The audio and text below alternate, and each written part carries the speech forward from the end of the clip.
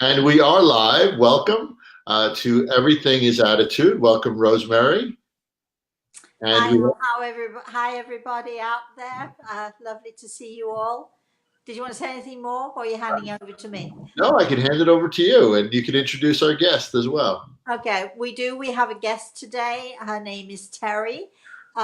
I've don't I've never met Terry before or spoken to her, so you're a new person to me.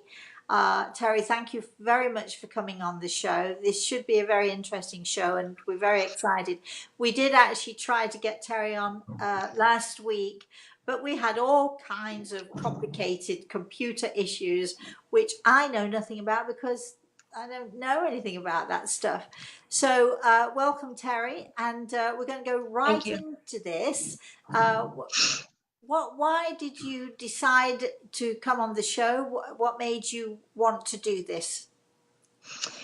Um, well, with the loss of my child, I think one thing I have to learn from it is if I can be of help to anybody else going through that, then that's my mission, um, to help anyone who is willing to accept the help, um, going through the loss of a child or the loss of any loved one. I mean, grief can be very difficult. Grief is paralyzing, isn't it? It can be very Yeah. paralyzing. It leaves you not knowing where you are, what you are. It turns your world completely upside down. Especially, and those of you who know me well know that I've always said I know it's different for everyone, and every loss is an important one, and every loss is a loss that should be recognized. But I personally, being a mother myself, I really feel that the loss of a child is probably has to be the hardest to bear. Um, Terry, why don't you tell us a little bit about yourself, and then if you would like to, and you don't have to if you don't want to, but if you'd like to, tell us a little bit about you as a mother or you as a person. Tell us a little bit about your son, and we'll go from there. Why don't you start with that? Okay. My name's Terry. I'm from Wellsburg, West Virginia. Little tiny town. My son was 25. Still lived at home. He went off for a bike ride one day, and needless to say, he didn't make it back home. And that's when my grief journey started. But Cody and I was very close. Like I said, he lived at home. He was kind of like a, I don't know. I don't think he ever like got out of the age of 18. So just, you know, an average, to me, an average teenager, because I never really looked at him as a 25-year-old. Um, Very good kid, very polite, would help out anyone. Um, so the loss was, I mean, I know a loss of a child is horrible, no matter what age. I don't, I've seen parents 90 years old lose a child, and at, 70, 80, it doesn't matter. And it's, it's, uh, it's a long process to try to get yourself out of. And if you don't have the right resources, you can go the wrong way. And I'm hoping that I can help somebody find that everything is attitude, and it depends on how you take it and what road you want to follow. Well, I know that it's very hard because this is my job. I come across this. I've been doing this for 4 years, and I'm going to even mention almost 30. I don't know, 40 years, almost 40 years. Oh my goodness, am I really that old? Yes, I am. But I know from my experience that the loss, to sort of have a child, you know, they leave home and they don't come back and they don't return. I mean, it's really very shocking. People, lovely people, kind people. I know. I'm sure you've had this, Terry. Will say to you, "Give it time. You'll get over it." You don't ever, nobody, no parent ever gets over the loss of a child. You don't get over the loss. You learn to live with the loss. Would you agree with that? Yes, Absolutely. I know that you have so kindly and so generously come on the show to talk about this. Can you give us some idea, Terry? Because I mean, it's only, what is it, 2 years ago, isn't it, or less even than 2 years? It'll be 2 years. Mm-hmm. So that's very new. That's, you Yes. know, so it's like yesterday.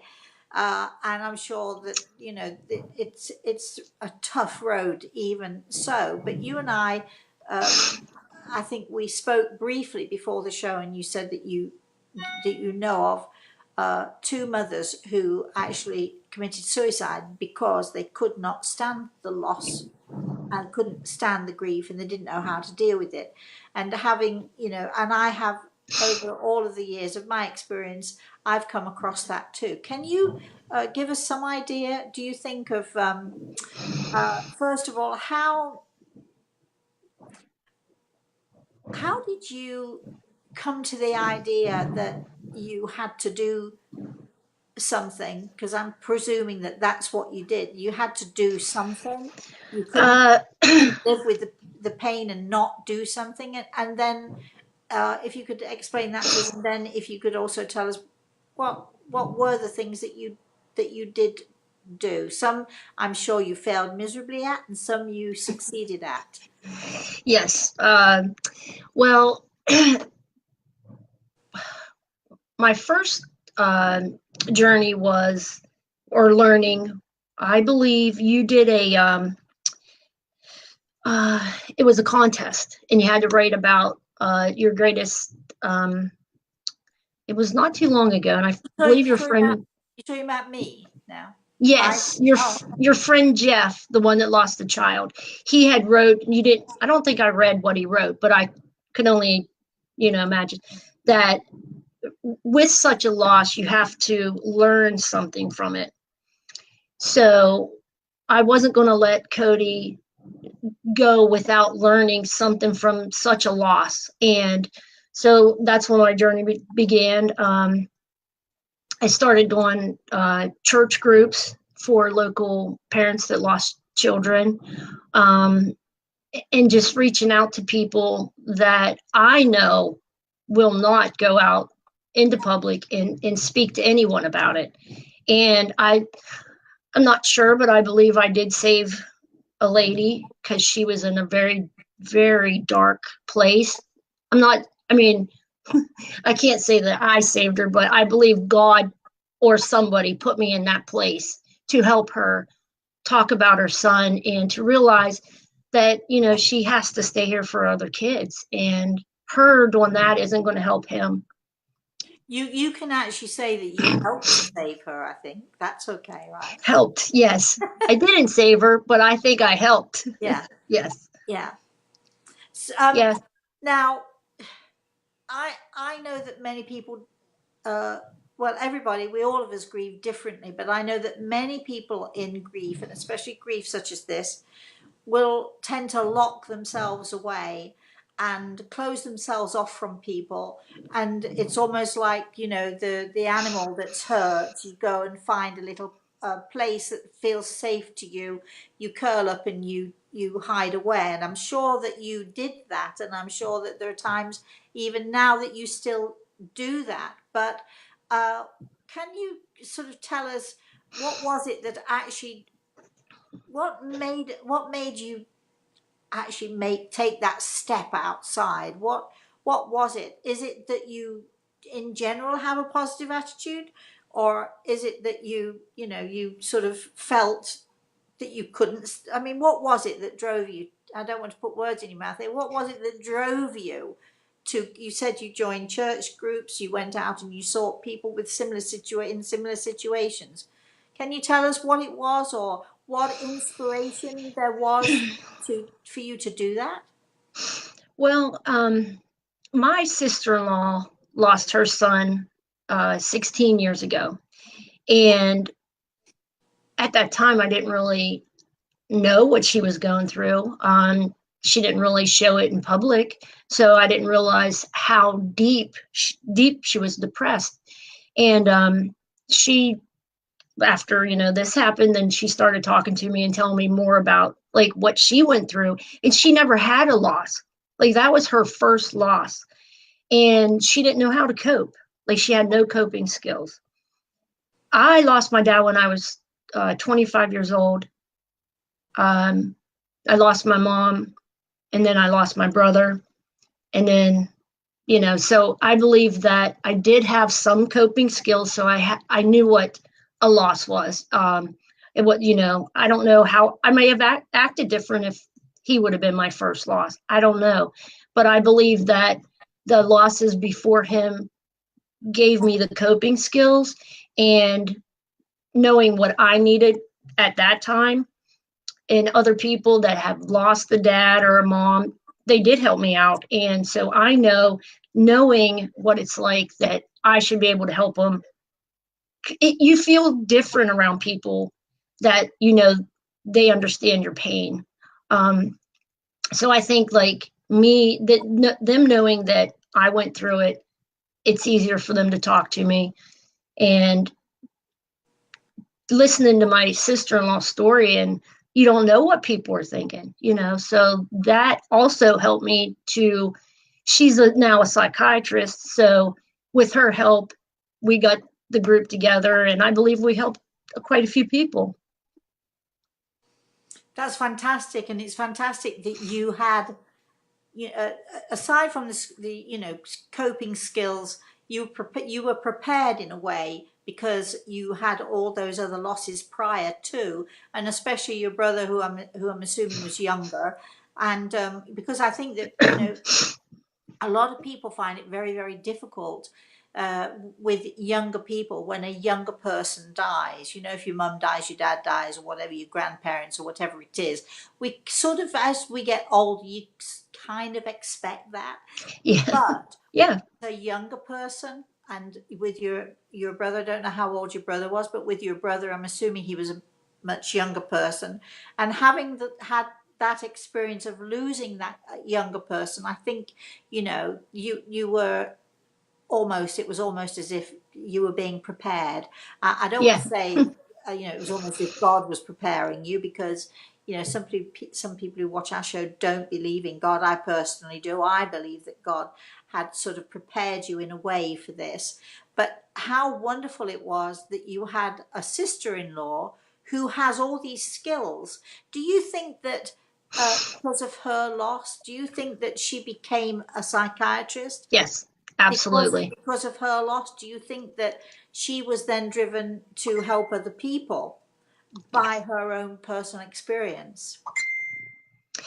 Yes, her her son took his own life, and I know she felt that if she could help just one young child, then she would be doing her son a service. So I absolutely believe that's why she did it. It took her a while, but once she came out of into public again, she worked really hard, and she did very well, and she works with all types, and I know she helps a lot of people.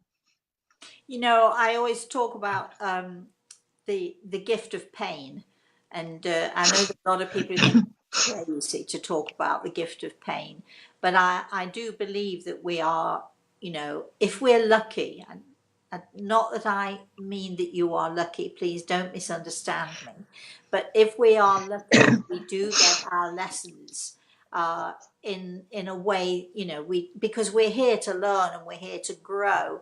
And some of those lessons, or should I not really say lessons, but some of the experiences that we have, and some of the experiences that we're forced to have, it's sort of like the gift we really don't want.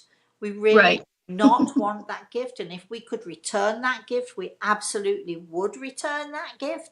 Thanks, but no thanks. But having been given it and having had no choice but to receive the gift, I think it's so important that we use the gift, that we don't just shove it in a drawer and forget about it and go within our own selves. Can you tell us, because you've been given this awful, terrible gift, and You can curse at me, swear at me, or punch me through the screen if you like when I'm saying to you this is a gift, because I know you don't feel that it is, but at the same time I do think you understand what it is that I'm actually saying. Yes. Mm-hmm. Can you tell us how this so unwanted gift that you've received here, can you tell us how you're dealing with that today? It's only 2 years since your son passed, and I know that he's with you, and you know that he's with you anyway. I'm sure that you do. You wouldn't be on my show, you wouldn't be on our show if you didn't Right. have some sense of the fact that we would totally understand what it is that you're talking about here. Can you give us some sense of some idea of what you say to people? Because I think that you have, from what you've said, and also from my own sense, you've been a great counselor for other people. You've been I try. but I just trying is amazing. But if someone comes to you, or when someone comes to you and they've suffered a loss of a child or what have you, can you give us some idea of how you begin with them, and how how you help them over the the first hurdle? Well, being that I did go through the loss of a child, I pretty much know, like, not what don't say this, don't say that, because people think they're helping you by saying certain things, and I've learned that that's I know they mean well. So the first thing I say is not helpful. Can you tell us what those? Because I want to. Because all of us who are listening, we want to know, because we might be those people who say something very well-meaning, but is not helpful, and sometimes can be extraordinarily painful. Nobody's trying to give you more pain, of course, but people can be confused. A lot of people will cross to the other side of the street when they see someone like you coming along, because it's not that they don't care, it's that they don't know what to say to you. And rather than face you, and rather than look at you and see the pain and feel the pain that you're in, they'd rather avoid you or cross over to the other side of the street. I'm sure you've experienced that too. So for those of us who are listening, and we want to have the right attitude, so that's what this show is all about. We want to have the right attitude, and we want to be able to say the right things. Can you give us some idea of what the wrong things are, and then maybe you can give us some idea of what the right things are? Well, the right thing is just to say you're sorry, and there's nothing you can say. And if they need you, please reach out. Or the best thing I think you can do too is don't wait for them to call you. Reach out and give them a call, or send them a card, or take them dinner or something. That will really show that you care and you're there for them. But the worst thing to me was when everyone, oh, he's in a better place. God needed another angel. It's just, when you're dealing with that, right then and there, as fresh as it is, those just aren't things or people will say, well, at least you have other children. Oh. Yeah, yeah, but they don't realize, they don't realize that. Let's be clear, it's very well-meaning, isn't it, Terry? These things it are from a is. very, very good place. And people really think that they're saying the right thing. But really, when you don't have your child in your arms anymore, and somebody says to you they're in a better place, don't you just want to just Yes, you do. lash out in some way? Yeah. Or say, please don't say that because it's hurtful? But of course you can't, because again, you're coming from a place where somebody's well-meaning. And I think the things that you've said, I think you might be able to say those to a parent 5 years down the road, maybe 10 years down the road or something. You might be able to say something like that, and it wouldn't be so difficult for a parent to hear. But when it's fresh, you really don't want to hear that kind of thing, right? No. How did you deal with it when people said those things that were the things that you didn't want to hear? How did you deal with that? I just didn't respond. I just looked at him like, go away. Yeah, like you just don't understand. So I had one of my friends tell me he had been married to a girl for 2 years and she passed away, and he's like, I know what you're going through. And I'm like, Oh, you really yeah, I'm like, you really should leave. And I pray you never know what I'm going through. So they and they really I'm sure, again, let's be clear, I don't want anyone out there thinking that we're being mean or anything about this, know. but we know that these comments are coming from such a good place and that people can be very, very kind. And but sometimes, you know what they say, the road to hell is paved with good intentions. It And is. and I think that what you're saying is what I certainly would say to people. Um, you know, don't wait to reach out. Go and knock on the door of that person. Take something with you, even if it's only a bunch of flowers or or a plate of cookies or anything at all. Go knock on the door and say, "I'm so sorry for your loss. If I can help, please let me know." Hand the cookies and walk away. Unless you're invited in, then you walk away.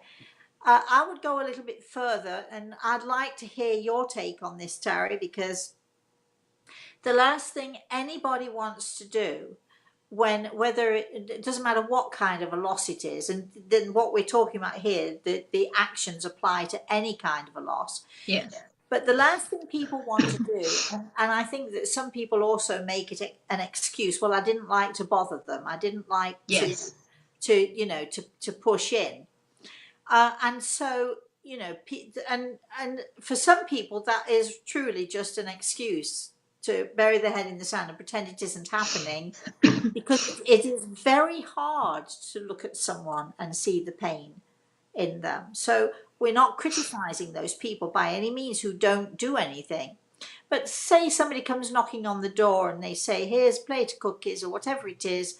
"I'm so sorry for your loss. If I can do anything, please let me know." Now, I would go further, and you might feel differently. They walk away. You don't want them knocking on your door every day, I'm sure. But I would say, and the next week, take a cake. And the next week, take something else. Don't, if you need anything, let me know, because the person who is in grief and grieving is not going to generally not going to pick up the phone. Would you agree with that? I agree. Yes. So what would you think if somebody came week after week bringing a cake or bringing something or another? What would you think to that? Would I that be the personally right would. thing to Yeah, do? I think so. I think if the person you are going to see didn't want to see you every week, I'm sure they would say something. Yeah, you have to stop coming now. Thank you, but no thank you. Yes. Yes. But No yeah, more cake. yeah, no more cake, thanks. And I will really call you if I need you. So I think that for those people who are grieving, I think it's important after a while, if somebody becomes a pest, for those people who are grieving, it's important to say, "I really appreciate it, but I'd like you to stop now." Hmm. Or, "Thank you very much. I really appreciate it. Come on in and have a cup of tea," or something like that, right? Would you? Yes. Yeah. Some people, they don't want to be bothered the first 4 or 5 months. They need their time to Yes. do whatever they have to do to grieve. And but the thing, another thing too, is people will say, well, I didn't want to bring his name up because I didn't want to make you start thinking about him. I'm like, do you think there's 1 second of any day that he's not on my mind? Like, I would rather him bring his name up. That makes me know that they still think about him. Right. I do think there are a lot of people who do feel, oh, you know, whether it's a conscious thought or a subconscious thought, we better not mention his name because we don't want to hurt you. But actually, Yes. the person suffering the loss, all they want to do is hear the name of that person that they have lost, and especially with children. I mean, what I do with in these circumstances, I'll go down memory lane with anybody at any time. You know, tell me about when he was a kid. Tell me about, you know, the things he used to do when he was little. What did he, well, you know, tell me about the mischief he got up to. I try to encourage people to talk about their loved ones, whether it's a child or it doesn't matter who it is. I try to get them to talk about their loved ones to remember the fun things, the good things, the positive things. And do you think that that is a good thing that people can do for somebody who has lost?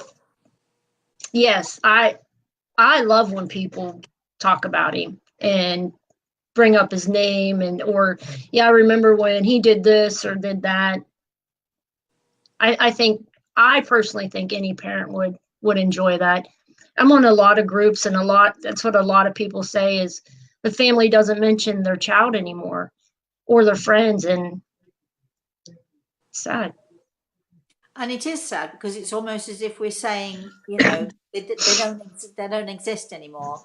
And of course, the one thing that I noticed when you were talking initially, you were talking about your son in the past tense, and I had to bite my tongue because I know that, you know, he's not in the past. But I think for the sake of other people, or to not embarrass other people, very often we talk about our loved ones we've lost.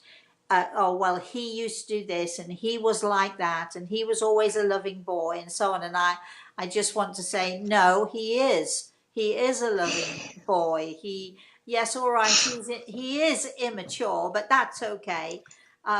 Because I think the goodness in Cody was in that somewhat naive, I won't even say immature, but the naivety that he has, the gentleness, the pureness of him, I think shone through in that naive way that he had of looking at life and facing life. Would you agree with that?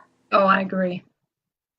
So, yes. So Al, I'm sorry, Terry and I have been chatting. Oh, it's okay. That's okay. It's great conversation. I thought about what not to say and what to say as you were talking before. I think that people tend to, in any scenario where someone's experiencing pain, and your attitude is amazing. First of all, Terry, with everything.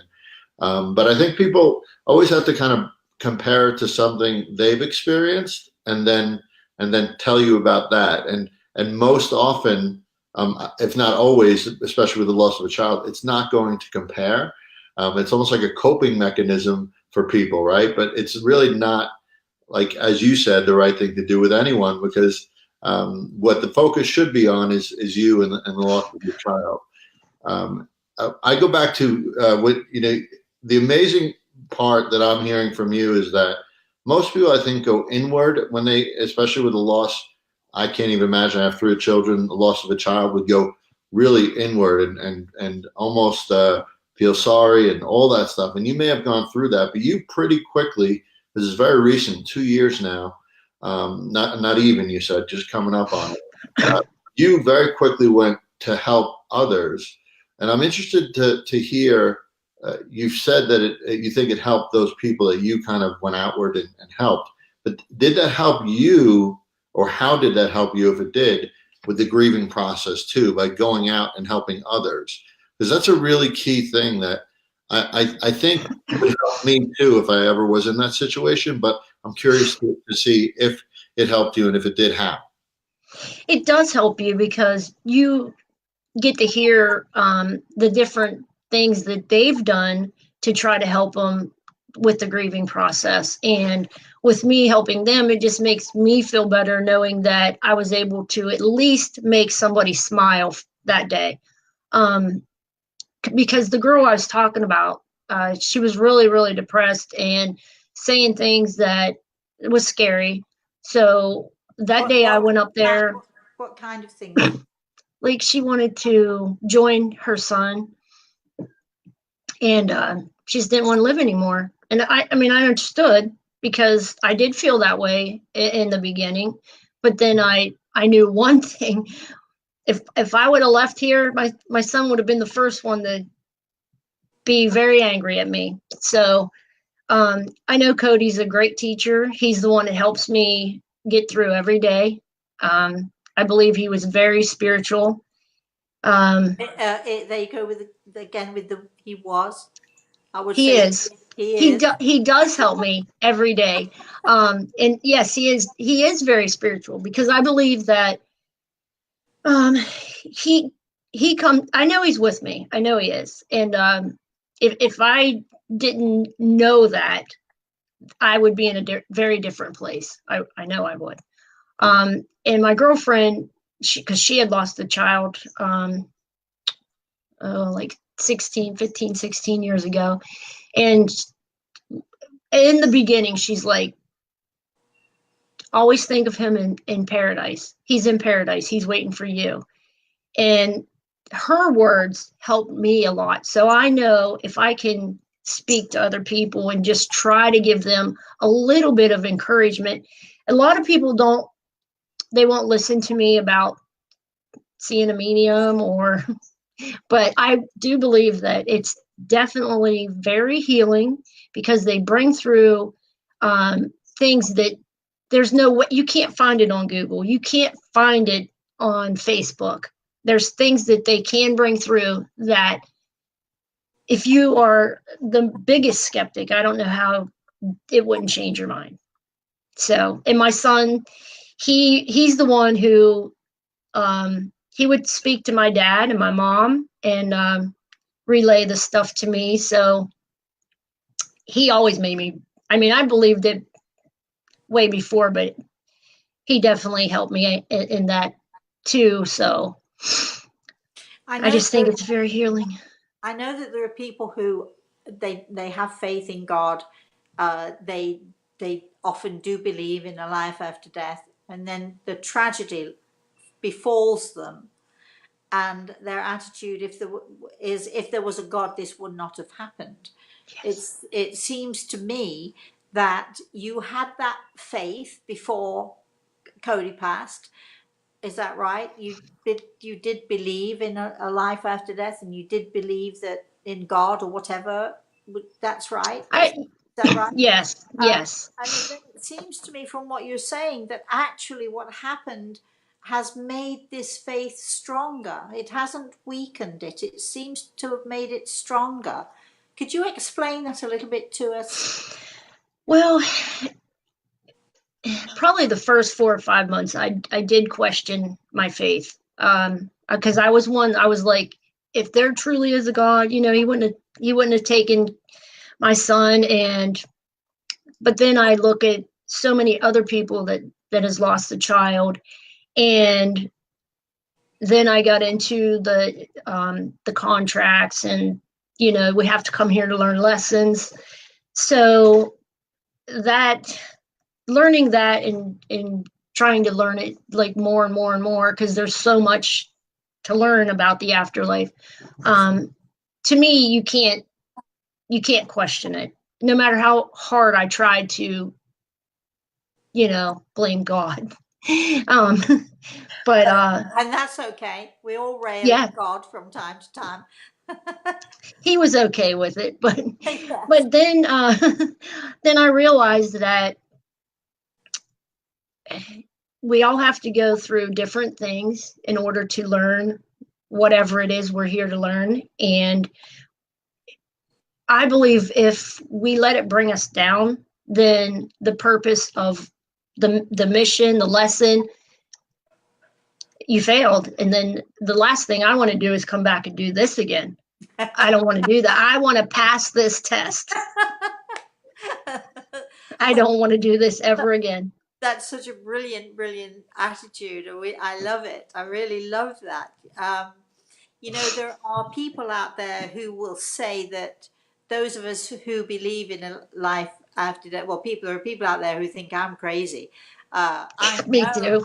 I know I'm crazy. I think all the nicest people in the world are a little bit crazy, but I also have a great faith. But there are people out there who will say that someone like yourself or someone like my friend Jeff, who you obviously heard him on the show, that people who have suffered such a loss, they are only believing in a life after death because they don't want to let go of the idea that their child is no more. What would you say to those people? Do you have a Well, comment for those people? I do, because when I lost um, my dad was 48 when he passed, and he was very sick, but he was also very young. And I just, I would just question it and question it. I was so mad at God then, like constantly. It was horrible. It really was. And I had a dream that he came to me and he said, "This is the way it has to be. I'm no longer in pain." And he showed me like himself, like 6 months from the time he passed, and what he would have looked like and had to go through if he didn't go at that time. So I knew then that there's definitely an afterlife. We don't die, we just go on. And like I could feel him like holding my hand. And my daughter at the time was 3, and she would sit in his room and watch cartoons with him and talk to him. So I knew she wasn't making anything up. She was 3 years old. So from that day on, I knew that we go on. So Do you you? can either, Sorry, go ahead. Go ahead. Sorry. I was just going to say, you can either choose to believe it or, stay in a bubble. But I believe once we all die, we're going to find out that we are right. No. There's so many people who come to talk to me from the spirit world who say, "Wow, I didn't know. I didn't realize." You mentioned a daughter. This brings me to I think, a very, very important question, a very important issue, which I'm sure that you face, have faced, and still face uh, on a daily basis. Um, we talk about the loss of a child for a parent, but the loss of a child for a sibling is so difficult. Um, Whether the siblings are close or whether they've been arguing like crazy, still, the loss of a sibling for a sibling. Is there anything that you could help our viewers with? Is there anything that you could say that might inspire a sister or a brother who is going through what your daughter's going through? Is there anything that you could say to a sibling, or anything you could say to a parent that might help with that situation? Um, well, my daughter Kashayla, I believe that she's very open. So I know she feels Cody around a lot. And I believe he's made a few appearances at her house. But yeah, she has a couple friends that lost siblings, so she talks to them, and she talks about him a lot. You have to. I believe you have to talk about them, and like they're, still here with you. Talk to them daily, and I believe that because she has 3 little kids, and the twin girls they were one, yeah, and they still talk about him all the time, Uncle Cody, Uncle Cody. So I know they help her also deal with the grief. But I think with her, I think she talks to him a lot. I think she's really connected with him. And you obviously encouraged her to do this. And I think as a parent, our children learn by our example. So you're obviously setting a very, very good and a very positive example for your daughter. Um, I see it all the time. I think that unfortunately, and this does happen quite a lot, a parent can be so involved in their own grief that they forget that their other children are also then having a loss. It's not that a parent is being selfish, it's just that sometimes we can get just so wrapped up in our own grief that we don't necessarily see beyond our own pain.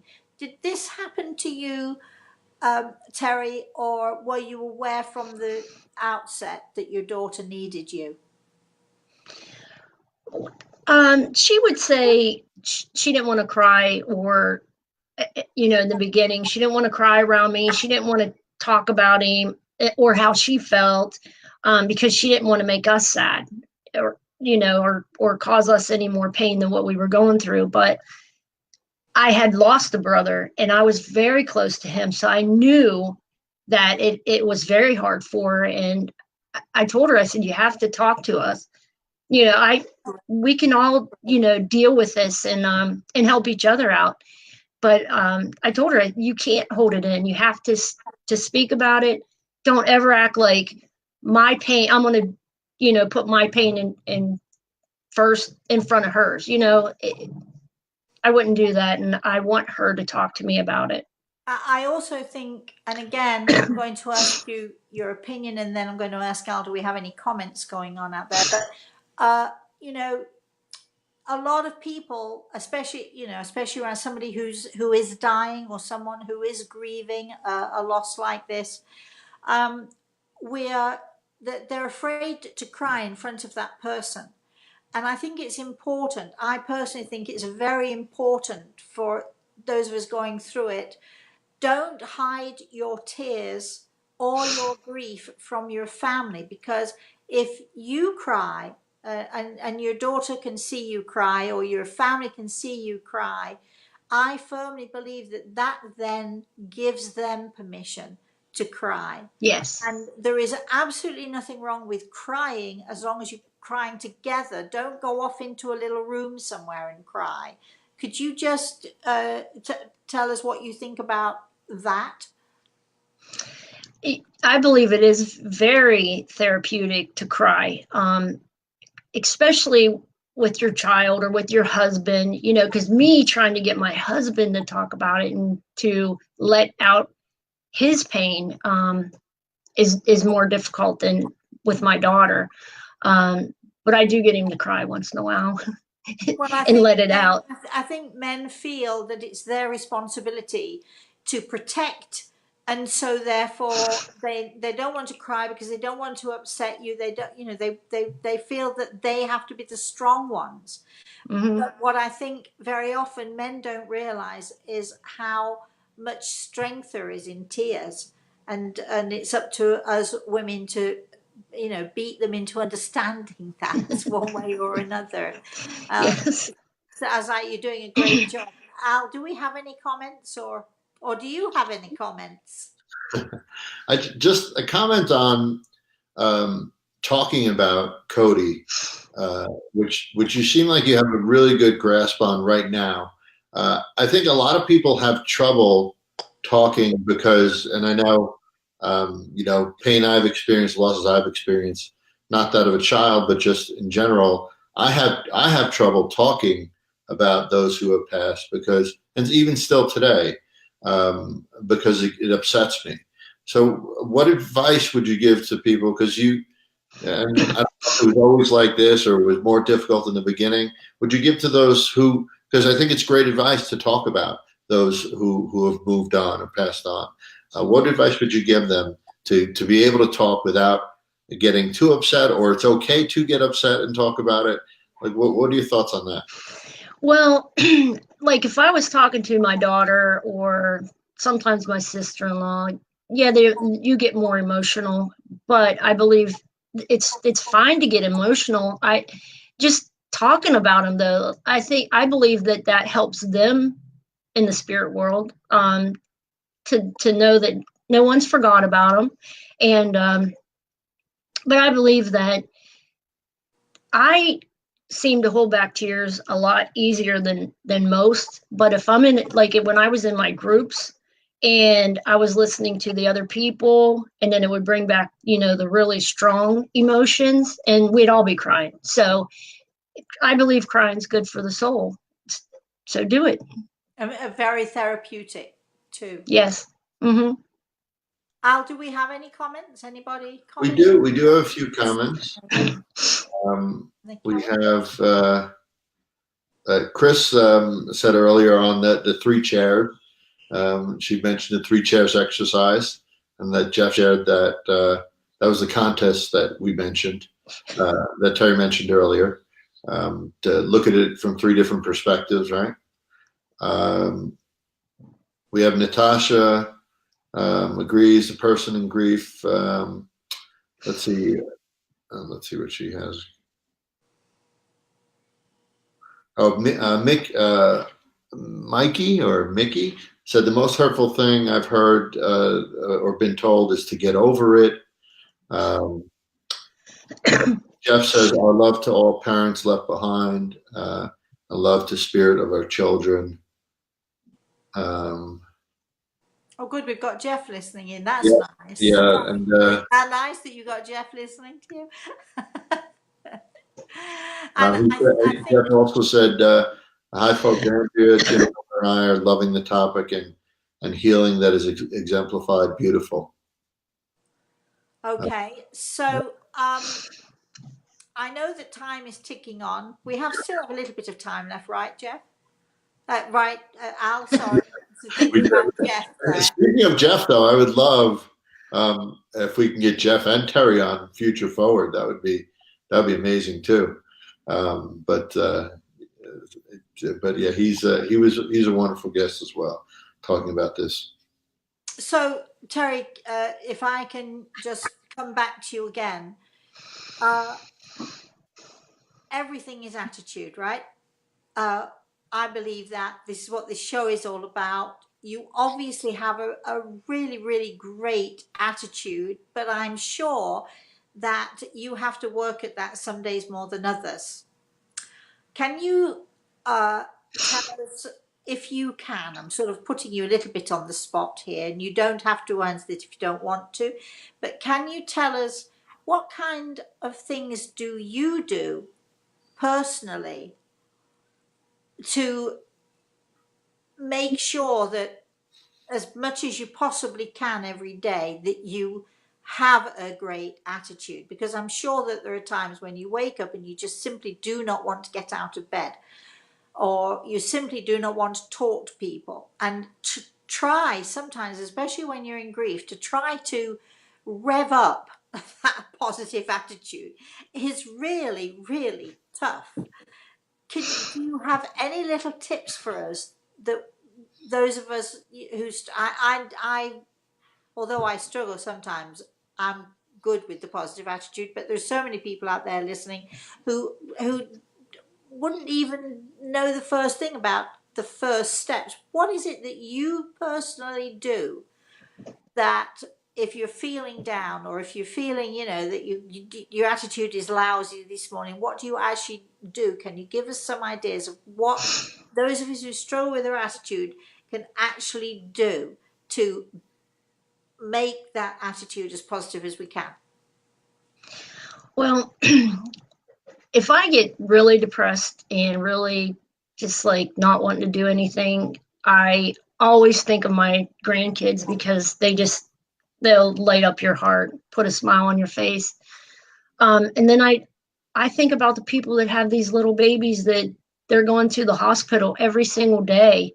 Babies with brain cancer, and I've seen it, and I think of them, and I'm like, they're not sitting back feeling sorry for themselves. They're getting up and they're making things happen, so that's exactly what I can't feel. I think of it as feeling sorry for myself, and I can't do that. I can't allow myself to do that. So, but that's my opinion. Other people might not see it that way, but when I get in that crappy place, I think you're feeling sorry for yourself, because that's exactly what my son would tell me. And I can't do it. I have to,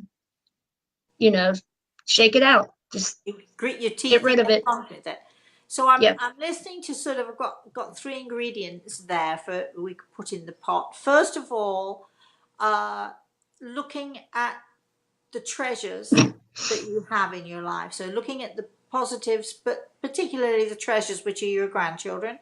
And we've all got at least one treasure in our life, even if it's only that we've got our health, or that we've Yes. got a mind that is working. At least we've got a mind, it's working, even though it's not working in the right way for us right now, at least we can think.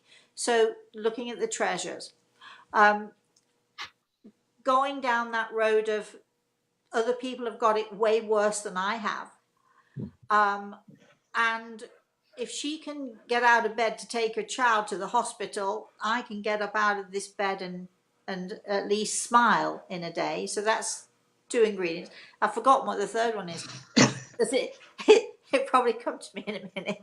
But I think that, yes, I know what it is. How could I possibly forget that? And I'm so glad that your son just reminded me of that. Because I've got someone here whispering in my ear, and I know I've got Grey Eagle here, but I've got a young man also here who is actually saying to me, just reminded me, because I've completely forgotten the third thing. But the third thing is, what would he, in your case, what would he want me to do? How would he react to see me feeling sorry for myself, as you put it? You're totally entitled to feel sorry for yourself, let's be clear. Once But in a while. well, I'm the best person. I can feel sorry for myself better than anybody else I know. But there comes a point where it really irritates me. I've got to do something to stop it. So I'm lucky because I've got that within me. But I think that, what would those who we have lost, those who we believe are watching us and watching over us, what would they want us to do? And so that's, the first ingredient in our pot is to look at the treasures that we have, to look at the beautiful things that we've got in our life. The second is to look at other people who have it way worse than we do. And I know, in a way, I'm sure that you see this as a positive, and please do not take offense at my words if you don't, but with Cody, it was fast. We see people going week after week, month after month, year after year, watching little children, our treasures, our tiny babies, suffering and in pain. And that has to be awful. And if they can keep going with that and keep going to the hospital and keep striving to do the best for their children, is it so much to us that we put a smile on our face? So look at other people and their hurts and pains. Asking yourself, what would they want? How would my Cody want me to react? What is he expecting from me? And the answer comes clearly right back at you. I want you to live, but I want you to live well. And if you live for me, do the best you can, and use the gift that you didn't want, but use it to help other people. And so I think these ingredients are what, and it's, I'm saying this to you, you seem to have done these things, but I know that it's come at a cost to you, because as much as you're sitting here and you're beautiful and you're sharing this with us, and we're so grateful that you're doing it, this cannot have been an easy road for you by any means. It's got to be one of the toughest that any parent ever walks, right? I absolutely agree. So, Al, can you think of anything else? Yeah, just coming off of what you just said, like looking at it as a gift, I think Terry looked at this as a gift, but also looked at it as an opportunity for growth, like to help others, but for herself to grow. I was laughing when you said I want to pass this test.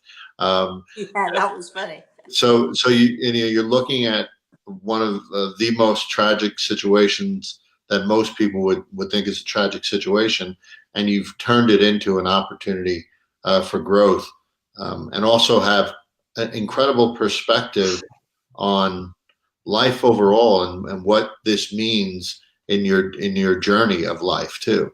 So that perspective is another really key thing, putting it all in perspective. And some of the things you've talked about are really, really inspiring. And I'm sure that's why you've helped a lot of people too. Well, let's be clear. It is a tragedy. Mm-hmm.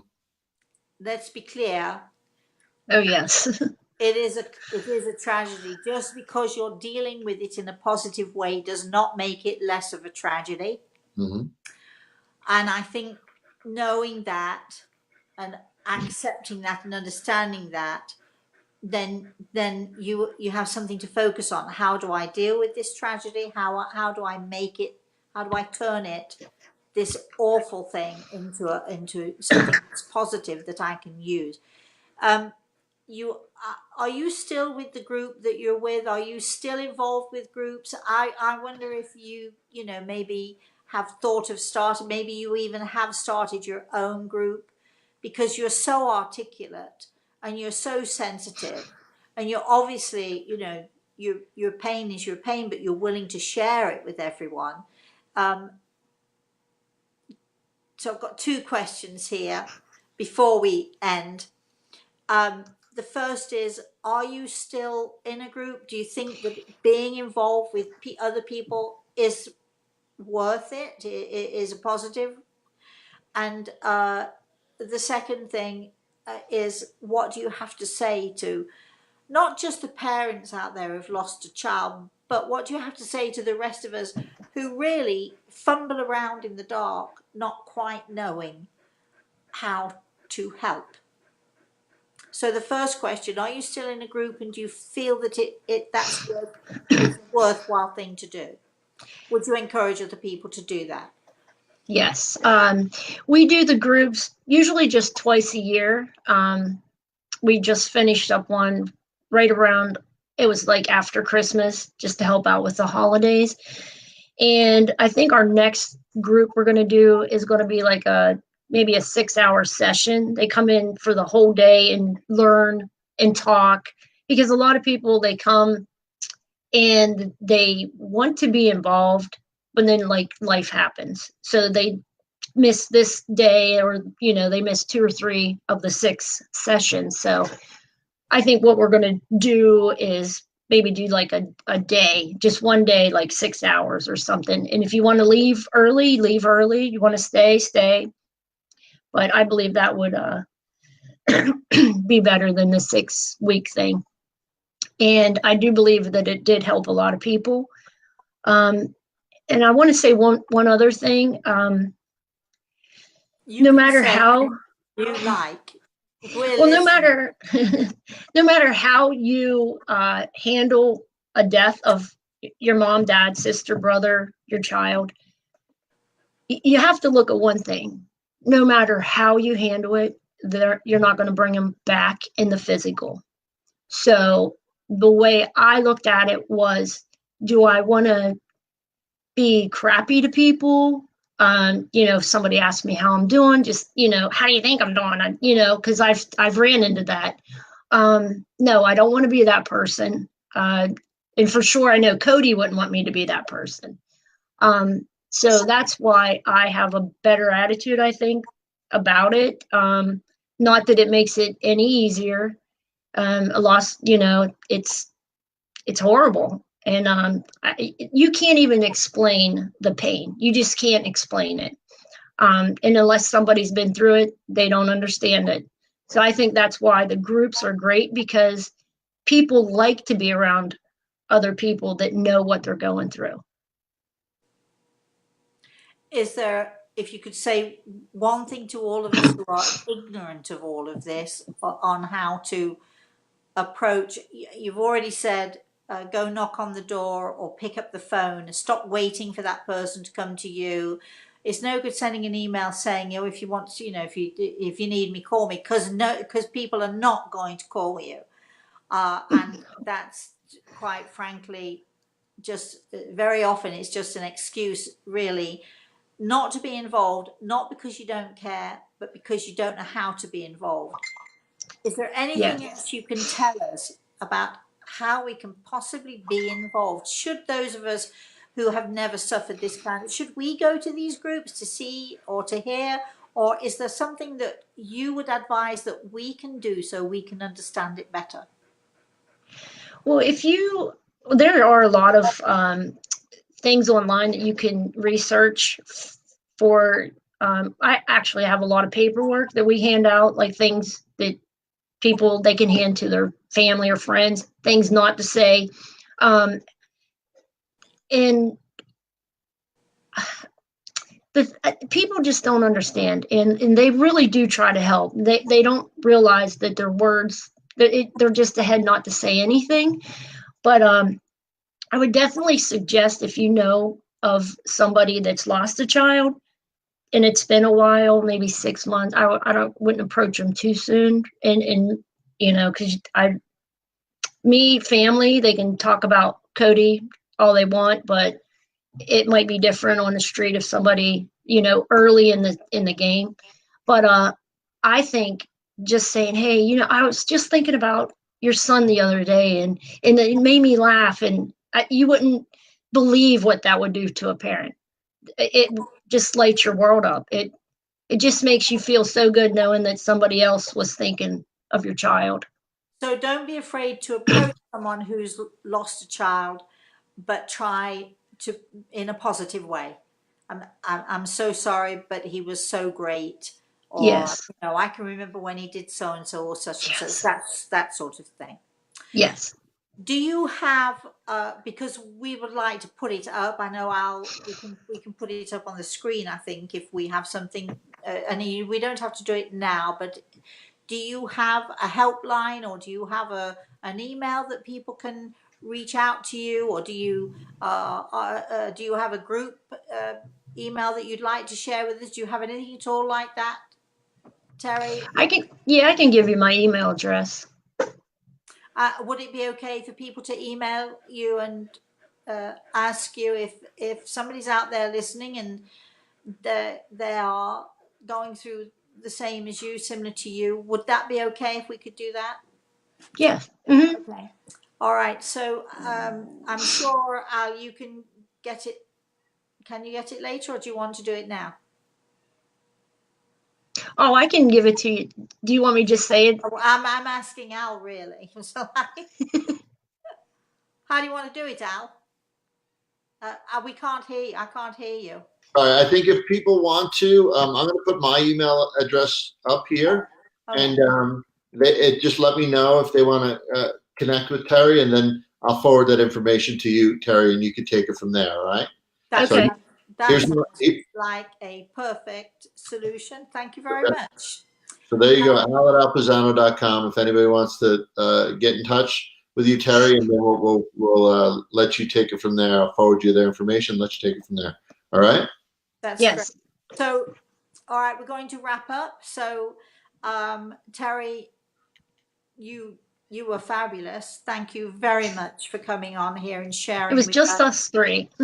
It was just us three. I remember the first time I went on a huge TV show and my agent kept saying, there are millions of people going to watch. And I said, no, there's going to be me. It was actually Larry King at the time. There's going to be me, there's going to be Larry King, and there's going to be the cameraman, and that's all I can think of. So, and I did say, for anyone wondering what Terry's talking about, I did say to her beforehand, just think it's just the three of us, and that's all. You were fantastic, Terry. Thank you very much for sharing. We'd love to have you on again at some point in the future. I really feel that you've been a tremendous inspiration to so many people, and I know we're going to get lots and lots of comments.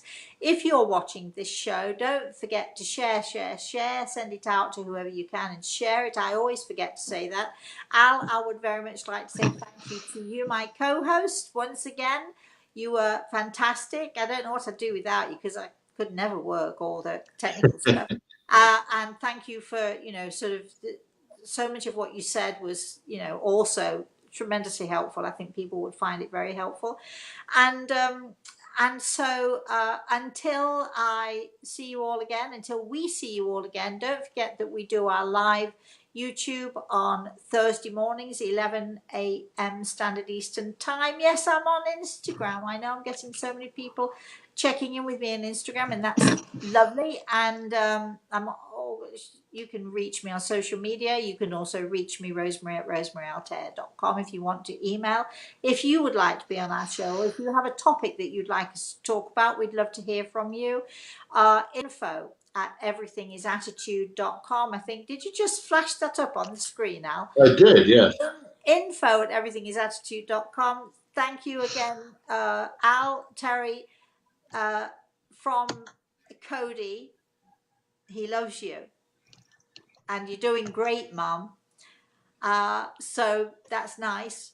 And to everybody else, thank you for joining us. And until we see you again, please, please, please have a very, very, very blessed day. Thank you. Thank you.